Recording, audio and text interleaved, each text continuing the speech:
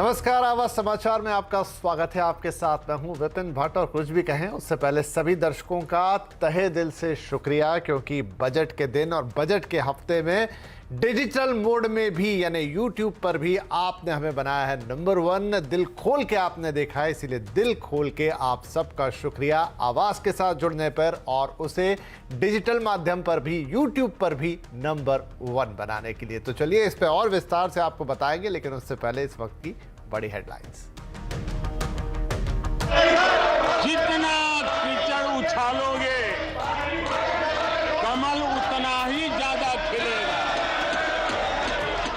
राष्ट्रपति के अभिभाषण पर धन्यवाद प्रस्ताव पर राज्यसभा में विपक्ष पर मोदी अटैक। कहा, कांग्रेस को जनता नकार रही है, बीजेपी का रास्ता ही सच्चा। कांग्रेस के 60 साल सिर्फ गड्ढे बने, विपक्ष ने अदानी को लेकर घेरा। वीकली एक्सपायरी पर बाजार में दायरे में कारोबार, mid cap small cap index आज हुए फ्लैट बंद। मेटल रियल्टी ऑटो शेयरों में बिकवाली, इंफ्रा एनर्जी एफएमसीजी शेयरों पर आज रहा दबाव। सेंसेक्स 142 और निफ्टी 22 अंक चौंकर बंद। भारत में भी ट्विटर ब्लू की हुई शुरुआत। महीने भर के लिए देने होंगे 650 रुपए। यूजर्स को मिलेगी 4000 कैरेक्टर लिखने की जगह एडिट ट्वीट बटन भी मिलेगा। तुर्की और सीरिया में भूकंप से मरने वालों की तादाद 16,000 के पार। मलबे में फंसे लोगों को बचाने में जुटी रेस्क्यू टीम। राहत और बचाव के लिए भारत की तरफ से भेजी गई एक और खेप। बजट के दिन और बजट वाले हफ्ते में बिजनेस चैनल्स में यूट्यूब पर सीएनबीसी आवाज रहा नंबर 1। अपने प्रतिद्वंदी से करीब 170% बड़ा। बजट हफ्ते में 1,10,00,000 दर्शक रहे आवाज के साथ। हमें नंबर 1 बनाने के लिए सभी दर्शकों का दिल से शुक्रिया।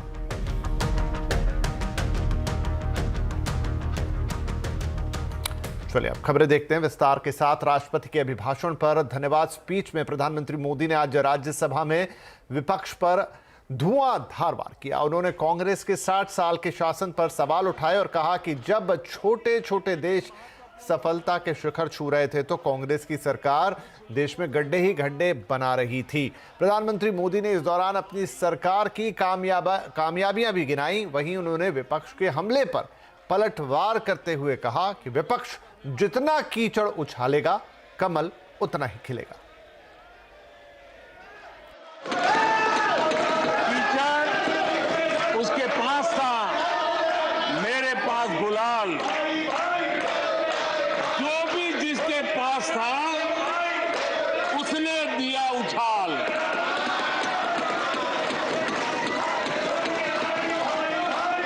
और अच्छा ही है, जितना कीचड़ उछालोगे कमल उतना ही ज्यादा खिलेगा। राज्यसभा में भी प्रधानमंत्री मोदी ने कांग्रेस पर करारे वार किए। पीएम मोदी ने कहा कि 60 साल कांग्रेस के परिवार ने गड्ढे ही गड्ढे किए हैं। 2014 में आकर के जब मैंने बारीकी से चीजों को बड़ी गहराई से देखने का प्रयास किया, फर्स्ट हैंड इंफॉर्मेशन लेने का प्रयास किया, तो मुझे नजर आया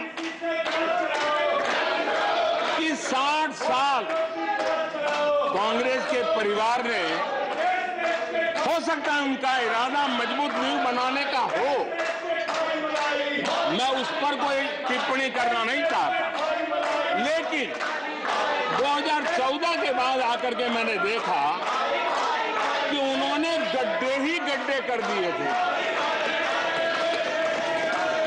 उनका इरादा नींव का होगा, लेकिन उन्होंने गड्ढे ही गड्ढे कर दिए थे। और आदरणीय सभापति जी, जब वो गड्ढे खोद रहे थे, 6 दशक बर्बाद कर दिए थे, उस समय दुनिया के छोटे छोटे देश भी सफलता के शिखरों को छू रहे थे, आगे बढ़ रहे थे। इधर प्रधानमंत्री मोदी ने देश के पहले प्रधानमंत्री जवाहरलाल नेहरू को लेकर भी कांग्रेस और गांधी परिवार पर निशाना साधा। उन्होंने कहा कि नेहरू सरनेम रखने में क्यों लोग आज इसे नहीं रखते हैं। मैं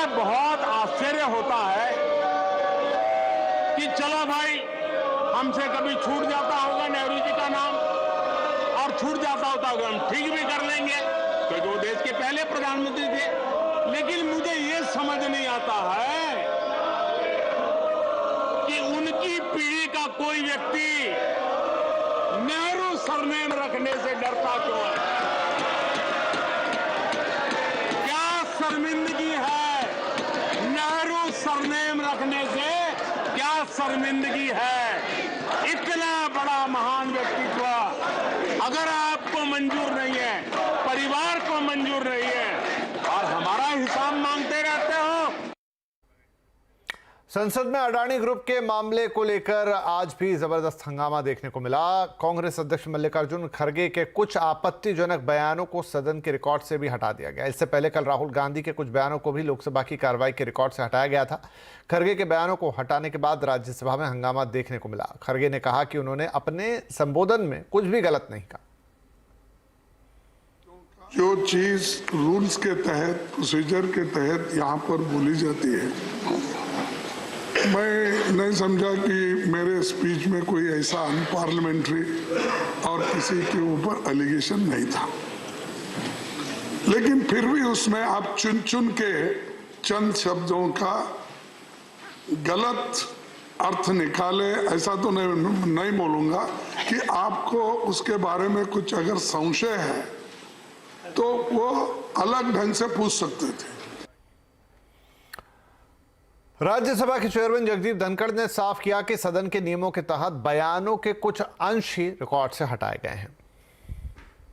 Honorable members,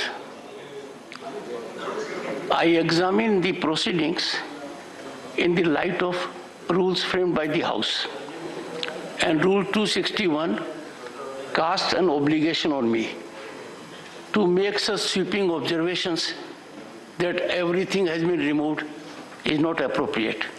I expect the honorable members first to go through what has been expunged. I would urge you again that we are in a house where some decorum has to be maintained. इधर Adani Hindenburg मामले को लेकर youth Congress ने आज दिल्ली में विरोध प्रदर्शन किया। यूथ कांग्रेस के कार्यकर्ताओं ने दिल्ली में शास्त्री भवन के बाहर प्रदर्शन किया। इससे पहले कांग्रेस के कार्यकर्ताओं ने देश भर में अडानी हिंडनबर्ग मामले को लेकर एसबीआई और एलआईसी के दफ्तरों के बाहर विरोध प्रदर्शन किए थे। कांग्रेस अडानी हिंडनबर्ग मामले की जांच जेपीसी से कराने की मांग कर रही है।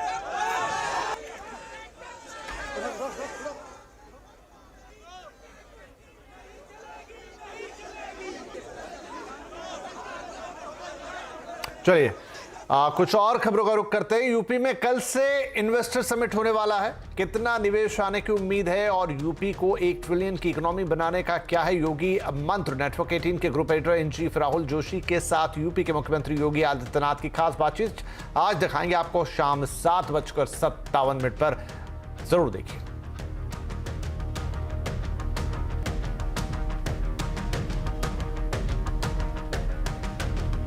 चलिए बात कर लेते हैं बाजार की। आज वीकली एक्सपायरी के दिन बाजार में दायरे में कारोबार देखने को मिला। Mid cap small cap index आज फ्लैट बंद हुए। इधर सेंसेक्स 142 पॉइंट चढ़कर 60,806 पर पहुंचा तो निफ्टी 22 पॉइंट चढ़कर 17,893 पर बंद हुआ। आईटीपीएससी शेयरों में आज हल्की तेजी रही। मेट्रो रियल्टी ऑटो शेयरों में भी बिकवाली देखने को मिली। आइए बाजार का पूरा हाल समझते हैं। हमारे साथ है हमारे सहयोगी सुमित मेहरोत्रा। तो सुमित, किन सेक्टर्स में सबसे ज्यादा एक्शन था आज? देखिए आज सीमित दायरे में रहा, लैकलस्टर रहा, लेकिन लास्ट आवर में थोड़ी सी रिकवरी के साथ इंडेक्स आके क्लोजिंग होते हुए दिखाई पड़ी। निफ्टी के टॉप गेनर्स आपकी स्क्रीन पर हैं। सबसे पहले बजाज फिनसर्व 2.5% ऊपर, हिंडाल्को करीब 2% की तेजी, एचडीएफसी लाइफ लगातार मोमेंटम में 2% ऊपर और एशियन पेंट करीब 2814 रुपए के स्तरों पर जाके क्लोजिंग होते हुए दिखाई पड़ी। निफ्टी के गिरने वाले शेयरों में अदानी इंटरप्राइजेस वोलेटाइल 20% तेजी, 11% नीचे।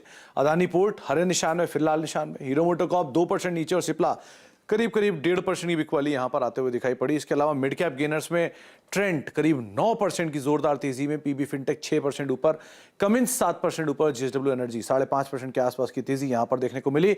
गिरने वाले शेयरों में एमआरएफ 4% नीचे, पेज इंडस्ट्री 3.5% नीचे, ग्रीनवेल नॉर्टन 3.5% नीचे और जीएसपीएल करीब 3.5% के आसपास की बिकवाली यहां देखने को मिली।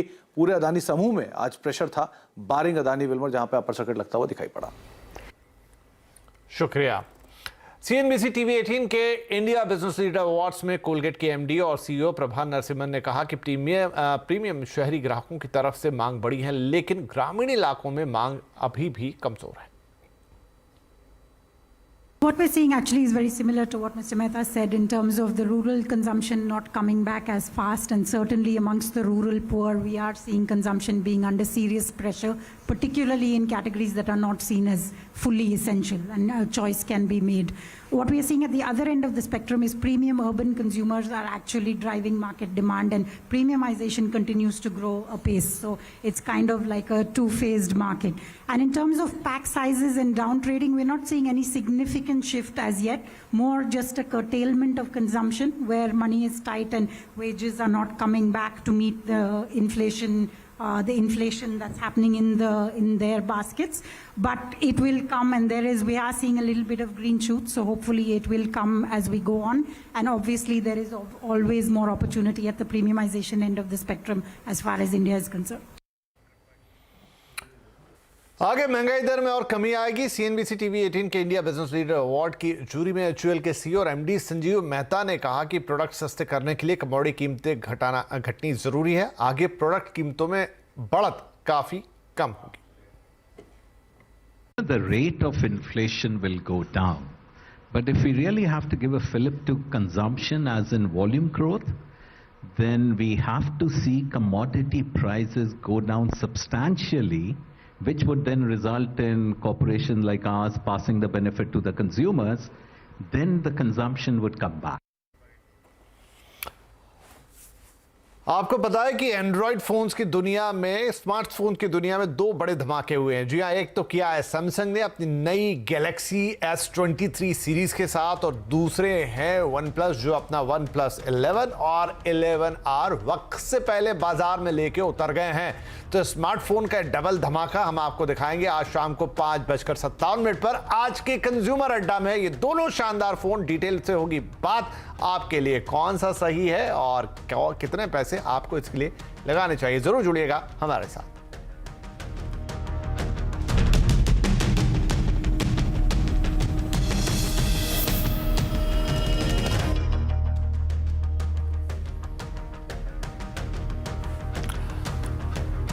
Welcome back. अब कुछ और खबरें। आने वाले दिनों में पूरी दुनिया में गांव से लोग शहर की ओर रुख करेंगे। ऐसे में शहरों की स्थिति को संतुलित रखने और समुचित विकास करने के लिए क्या होना चाहिए, इसी को लेकर अहमदाबाद में G20 की महत्वपूर्ण बैठक U20 हो रही है। क्या होगा इस बैठक का आउटकम, ये जानने के लिए हमारे संवाददाता केतन जोशी ने G20 के शेरपा अमिताभ कांत से खास बातचीत की। G20 के शेरपा अमिताभ कांत इस वक्त हमारे साथ है। सर बताइए, U20 की ये मीटिंग कितनी महत्वपूर्ण है और यहाँ से आउटकम क्या निकलेगा? देखिए, ये बहुत ही महत्वपूर्ण मीटिंग है क्योंकि अर्बनाइजेशन सारे देशों की ग्रोथ में बहुत बड़ा रोल प्ले करने वाला है, और अगर देशों को आगे जाना है तो सिटीज़ को आगे जाना है। सिटीज़ की ग्रोथ के बिना देशों का ग्रोथ नहीं हो पाएगा। और ये भी समझना ज़रूरी है कि जो शहर होते हैं वो अगर सस्टेनेबल होंगे, आगे चल के उनमें पब्लिक ट्रांसपोर्टेशन होगा, अच्छी पानी की फैसिलिटी होगी, अच्छी बिजली की फैसिलिटी होगी, तो अच्छी क्वालिटी ऑफ लाइफ वो देंगे लोगों को। और इसीलिए अर्बनाइजेशन में हमें बहुत सीखना है और देशों से, और देशों को हमसे बहुत कुछ सीखना है। और बहुत अच्छा है कि ये मीटिंग अहमदाबाद में हो रही है, जो बहुत ही साफ़ सुथरी सिटी है, और यहाँ प्लानिंग बहुत अच्छी हुई है। यहाँ की जो लैंड पूलिंग सिस्टम है वो समझना ज़रूरी है लोगों को, और यहाँ से बहुत कुछ सीख के जाना है, क्योंकि यहाँ पब्लिक ट्रांसपोर्टेशन सिस्टम, बस रैपिड ट्रांसपोर्टेशन सिस्टम बहुत अच्छा है। तो बहुत चीज़ें यहाँ से सीखनी है, और हमें दूसरे देशों से भी बहुत सीखना है जहाँ पर सिटीज़ ने ड्राइव किया ग्रोथ। क्योंकि देखिए, ये जो मूवमेंट है रूरल एरिया से अर्बन एरिया होगा, और इसके लिए हमें अच्छी मास्टर प्लानिंग चाहिए, हमें अच्छा पब्लिक ट्रांसपोर्टेशन सिस्टम चाहिए, हमें अच्छा वाटर सिस्टम चाहिए, हमें आगे चल के शहर बनाने जो कि लोगों के लिए हों, कारों के लिए नहीं बनाने हैं। हमें पब्लिक ट्रांसपोर्टेशन बेस्ड सिस्टम बनाने ज़रूरी है। और हमें अब ये आया है कि डेंस सिटीज़ ज़्यादा अच्छी होती है, एग्लोमरेशन ज़्यादा अच्छा होता है, उसके लिए प्लानिंग बहुत महत्वपूर्ण रोल प्ले करती है। तो ये सब एक दूसरे से सीखना बहुत आवश्यक है। सर ये जो मीटिंग का रिपोर्ट है वो कहाँ सबमिट होगा और इम्प्लीमेंटेशन स्टेज इनका कब शुरू होता है? नहीं, ये सारी की सारी रिपोर्ट्स आती हैं शेरपा ट्रैक में और वहाँ से जो अच्छे रिकमेंडेशन होते हैं वो जाते हैं लीडर्स के साथ। तो हमने यही कहा है कि ये क्योंकि बहुत ही महत्वपूर्ण मीटिंग है, इनके रिकमेंडेशंस अच्छे बनने चाहिए और अच्छे बन के डिस्कस होने चाहिए और उनको आना चाहिए, जिसको हम आगे ले चलेंगे। माननीय प्रधानमंत्री का विचार यही है कि जो अच्छे अच्छे रिकमेंडेशंस आए उनको हम लीडर्स तक ले जाएंगे। और अब कुछ अंतर्राष्ट्रीय खबरों का रुख करेंगे। तुर्की और सीरिया में 6 फरवरी को आए भूकंप ने बड़ी तबाही मचाई है, जिसका कहर अभी तक देखने को मिल रहा है। अब तक इस भूकंप में 16,000 से ज़्यादा लोगों ने अपनी जान गंवा दी है। वहीं मलबे में फंसे लोगों को निकाले जाने का काम अब भी जारी है। इस बीच भारत सरकार ने तुर्की को दिए जा रहे मदद को ऑपरेशन दोस्त का नाम दिया है। इसी ऑपरेशन के तहत भारत का 6ठा विमान अब मदद करने तुर्की पहुंच गया है।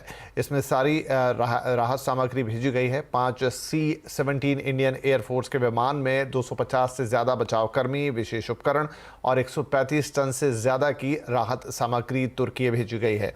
दरअसल भूकंप के कारण मलबे में दबे लोगों को निकालने और वहाँ घायल लोगों को इलाज देने के लिए भारत हर मुमकिन प्रयास में जुटा है। इसी के मद्देनज़र 6ठी फ्लाइट में बचाव दल, डॉग स्क्वाड, दवाएं और कुछ और ज़रूरी सामान भी भेजा गया है। वहीं भारत की NDRF पहले से ही वहां बचाव कार्य में जुटी हुई है।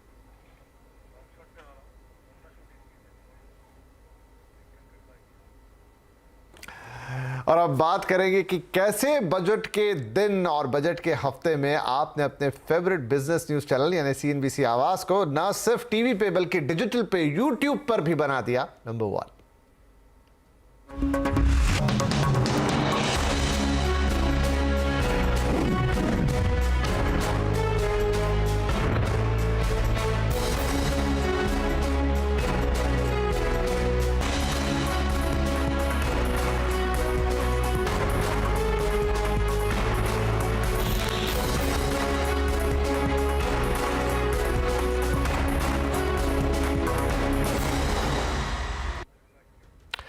तो सबसे पहले आप दर्शकों का तहे दिल से शुक्रिया। आप लोगों के भरोसे और प्यार का नतीजा है कि बजट वाले दिन और बजट हफ्ते में CNBC आवाज YouTube व्यूज में भी नंबर 1 रहा। हिंदी बिजनेस चैनल में CNBC आवाज को YouTube पर सबसे ज्यादा देखा गया। इसको पूरी तरह से समझते हैं हमारे सहयोगी यतिन मोता से। तो यतिन, पहले तो बधाई, और अब बताइए कि ये शानदार आंकड़े क्या कह रहे हैं।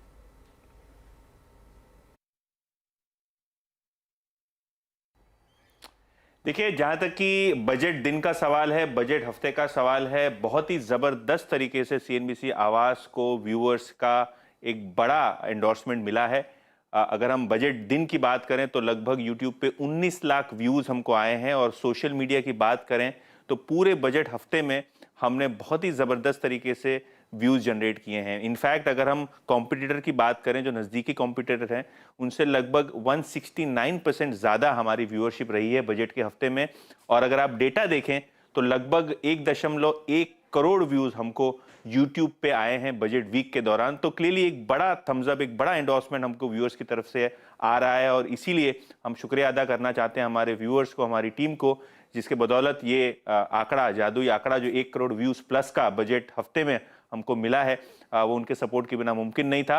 और अगर हम बात करें बजट दिन की, तो जो निवेशक है वो तो देखते ही हैं CNBC आवाज़, लेकिन जो आम आदमी है, जो जनरल पब्लिक है, उन्होंने भी आवाज़ के जो चैनल का पूरा फ़ायदा उठाया। और चाहे वो FM साहिबा का बजट स्पीच हो, चाहे उसके बाद का एनालिसिस हो, हमारे टेक पंचायत का रोल हो, बजट के पिक्स का सवाल हो, कहीं ना कहीं पूरे के पूरे व्यूअर्स हमारे साथ जुड़े हुए थे बजट वाले दिन।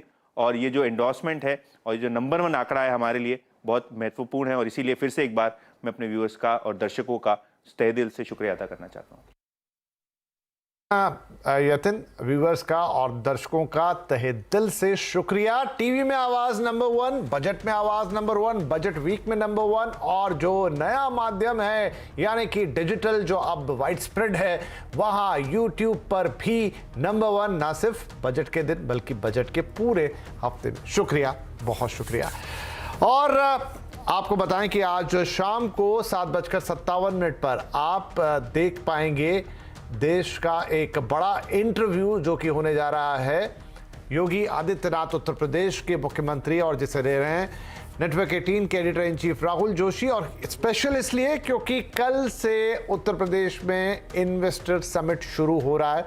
इन्वेस्टर समिट से क्या उम्मीदें हैं उत्तर प्रदेश को और वो देश की अर्थव्यवस्था में कितना बड़ा योगदान होगा, इसके अलावा कुछ राजनीतिक सवाल, कुछ राजनीतिक जवाब। आज शाम को 7:57 पर जरूर जुड़िएगा हमारे साथ।